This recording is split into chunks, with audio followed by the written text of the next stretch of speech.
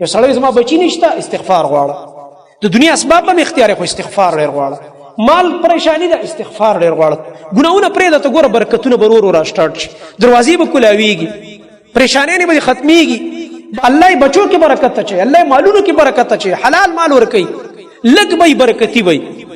ګوره دا بارانونه باندې زما محترم ورونه الله رب العالمین خپل رحمت پچانه باندې باران د الله رحمت اسی به صدا نه باندې بیماران دي مختلف او دغه رنګ تکلیفونه کې پراته دي، سوکړه ده کم چې دا زمونږ مسلمانان دي غرونه علاقو کې اوسېږي، دې ورځ کې به واورې وي، سکل دا نشته دی، هلته خشکي ده، چینې وچې دي، را روان فصلونه هغې باره کې خلک پریشانه دي. زما محترم ورونو دا د انسانانو د رزق اسباب دي، دا بارانونه دا واورې چې کېږي دې پسې وروستو یو لوی نعمتونه تړلی شوي دي. نو موږ د الله رب العالمین نه ټول قوم په شریکه استغفار وغواړو، الله رب العالمین نه بخښنه وغواړو او د الله د نافرمانونو توبه وکړو.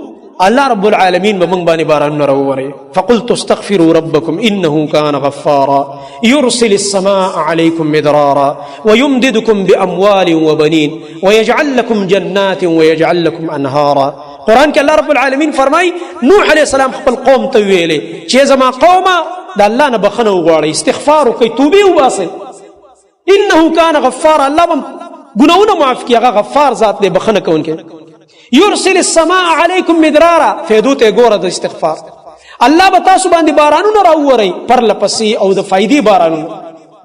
ويمددكم باموال وبنين، الله به درله مالونه ډیر کړي، الله به درله بچي ډیر کړي. څوک چې استغفار ډیر غواړي زما محترم ورونو استغفر الله واتوب الیه، همیشه په ژبه دای پټ پټ ځان سره لګي، همداسې په لاس کار کوي، په ژبه د الله ذکر کوي، استغفار استغفر الله واتوب الیه، استغفر الله واتوب الیه. الله بچو کې برکت اچي، الله مالونو کې برکت اچي، حلال مال ورکي، لګ به برکتی وي. ډیر خلکو سره ډیر مالونه پریشان وي او د آرام ګولۍ بخوري، والله چې د ډیر خلک شته تاسو هم پیژنئ، خوب نه ورزش، مالي خډيري، ټینشن کې ډیپریشن بیماری، تکلیفي نور بیماری. زما محترم ورونه الله فرمایي ويمددكم باموال وبنين، الله به مالونه ډیر کې، الله به بچي ډیر کې. ويجعل لكم جنات ويجعل لكم انهارا، الله بدر له باغونه سرسبز کی او الله بستاسو نهرونه کی وبروانی کی. دا قران کې الله رب العالمین فرمایي دا زما د کمپیر د مولا خبرې نه دي، دا د اسمان د عرش نه هغه نازل شوی کلام د رب العالمین، هغه کې الله رب العالمین دا خوش خبرې نه مونږ کړې.